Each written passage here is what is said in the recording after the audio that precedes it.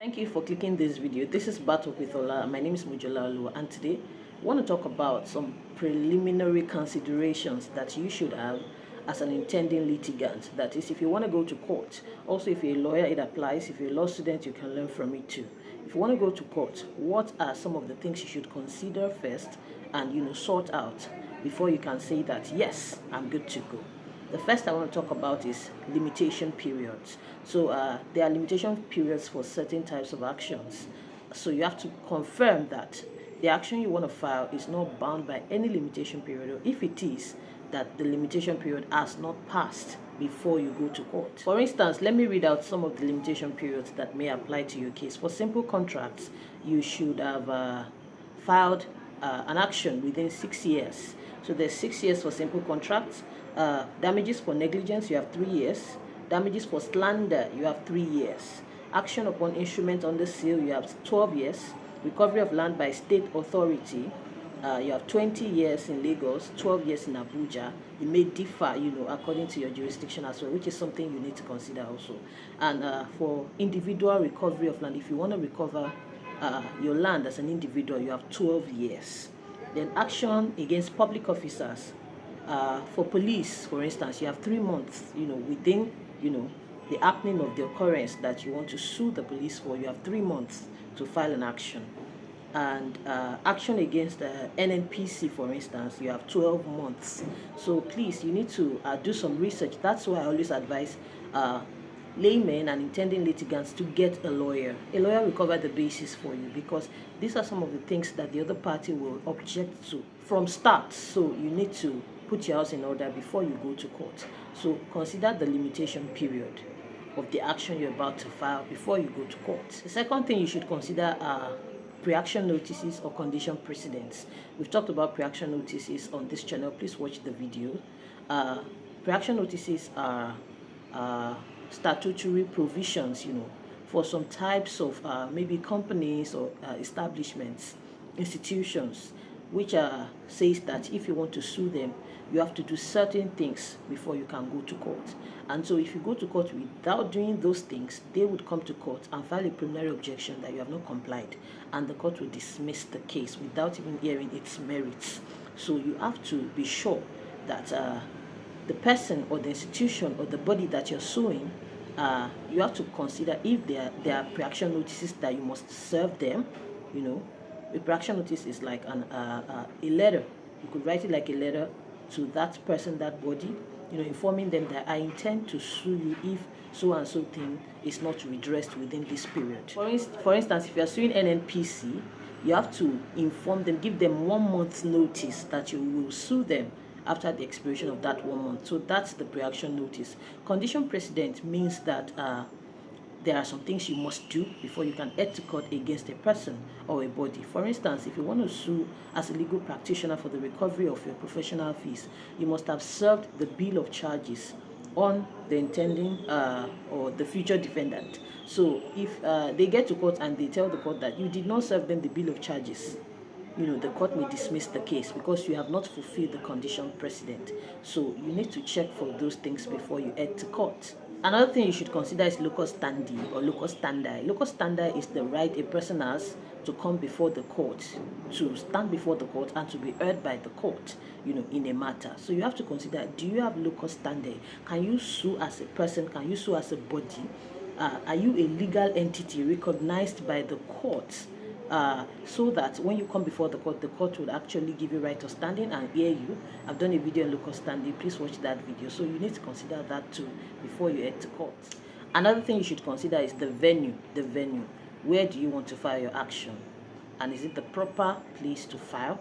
For instance, there are some certain types of actions that must be filed within a certain jurisdiction based on where the incidents happened or occurred, or where the defendant lives, or where you as the claimant or the intending litigant lives. So many considerations. So you need to consider the venue. What venue is the most appropriate for filing your suit? Not just a geographical venue, the venue of the court. Should you go to the magistrate court, the high court? Should you start at the court of appeal? Should you go to a tribunal? So you need to consider the venue as well. Another thing to consider is the course of action. Is there a course of action? Course of action means the view bone of contention that the court is legally empowered to adjudicate upon.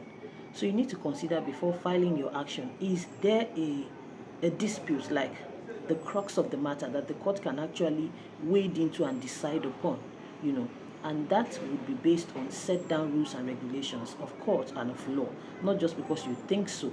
If someone slaps you, for instance, and there is no provision, for you to come to court for redress for slapping, there is no cause of action. So even if you feel you've been wronged, you cannot go to court because it is not a cause of action. So in putting together your case, it must disclose a cause of action. That is, it must disclose an issue that the courts will meddle into, will adjudicate upon, and will resolve in your favor or against you or against the other party. So there must be a cause of action. And that cause of action, it must have happened before you go to court. It must clothe you with power to get redress, and it must be reasonable and not just frivolous. It must not be frivolous, and it must be something that gives you, that makes you entitled to redress before the court. So that's how to look at cause of action. From all the facts you have put together in your case, can the court rightfully say that, oh, you're entitled to redress? That's how to determine if you have a cause of action, the easiest way to determine it. So you must consider if you have a cause of action before you go to court. Another thing to consider is jurisdiction. I've done a video on jurisdiction. We looked at the case of Madukolu and Nkem Dilim. It's a very important case that espouses, the basics of jurisdiction. So you must look at, the court where I'm going to file this matter, are they clothed with power to actually adjudicate on this matter? As to the level of the court, the constitution of the bench, that is the judge or judges that are sitting, can they lawfully hear this matter?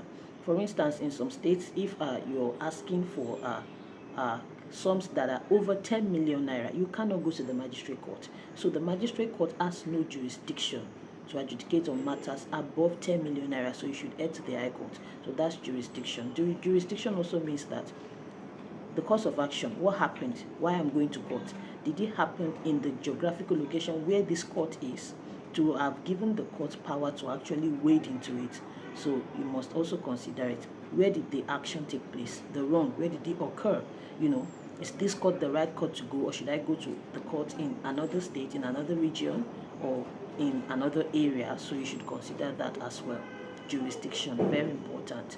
The land that I'm suing for, or suing upon or about, is the land within the jurisdiction of the court. If I am suing concerning a land in Lagos State now, and I go and file a matter in Ibadan, it's ludicrous because there are courts in Lagos State. So I cannot lawfully just go to Ibadan asking them to decide upon, the ownership, for instance, of a land that is located in Lagos. I should go to a court in Lagos State. So that's jurisdiction, very important. It goes to the root of the matter. Anything the court does without jurisdiction is null and void and of no effect. So you should look at jurisdiction. Another thing you should look at is cost of litigation. Do you have the financial power to foot the bill, or do you want to strike a deal with your lawyer, maybe a contingency fee arrangement? That is, when we get judgment, I'll pay you a certain percentage of the judgment, or I want to pay you upfront, or I want you to do it for me pro bono, or I'll pay the filing fees and maybe you do the rest for me pro bono, or I'll pay you appearance fee every court sitting. You need to consider the cost, discuss with your lawyer, and then look at your pocket, before you head to court or file an action. You should also consider availability of ADR. Before I go to court, are there alternative dispute resolution techniques that are applicable to this case? Can I do mediation? Can I do arbitration? Can I do conciliation instead? Can we negotiate? Can we settle out of court? You need to consider ADR before you go to court. In fact, the rules of professional conduct mandates your lawyer to advise you as to the options of ADR before they institute an action on your behalf. So you should also advise yourself and then get your lawyer's advice. And as a lawyer, you should advise your client on ADR options that are applicable to their matter before heading to court. And one last thing to consider is the exhaustion of all available remedies. So you must look at that as well. Have I exhausted all available remedies? Have I done everything that I could without results before heading to court? For instance, if the law has clothed a particular body aside the court with powers to adjudicate or to decide that matter, you should go to that body. You cannot come before the court if you have not gone to that body, or if you do not have proof that that body has failed or refused to act in your instance. So you must exhaust all remedies before you go to court. Once you've exhausted all remedies, it may be time for you to go to court, but make sure you consider all these things before you head to court. So that's all I have for you in this video. I will see you in my very next video. As soon as you have gone through all these phases or gone through it with your lawyer, you are probably already good to go, and then you can file your action and hope for the best. That's all I want to talk to you about in this video. I will see you in my very next video.